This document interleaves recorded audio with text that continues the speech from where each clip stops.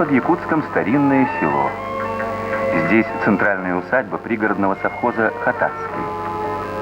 За 3 летних месяца здесь успевают вырастить немалый урожай капусты, картофеля, лука, огурцов, помидоров. Отсюда в город ежедневно поступает молоко. Руководит совхозом Парасковья Павловна Федорова. Более 10 лет назад возглавила она это хозяйство. Знает директор свое дело. Будучи агрономом, получила еще и образование зоотехника. А умение работать с людьми, работать по-государственному, это еще от партийной работы у нее. Наш совхоз является молочно-овощным.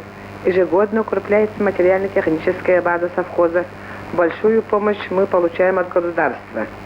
За годы 10-й пятилетки вложено 20 миллионов рублей государственных положений.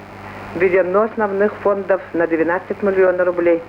Основные производственные фонды возросли 2,3 раза. Сдан животноводческий комплекс на 800 голов с кормоцехом, газовой котельной. Введено 2200 квадратных метров жилья. Поздно заканчивается рабочий день директора совхоза. Однажды Парасковью Павловну спросили, какая звезда ей больше всего нравится. «Полярная», — ответила она, не задумываясь. «Почему? Она всегда на своем месте».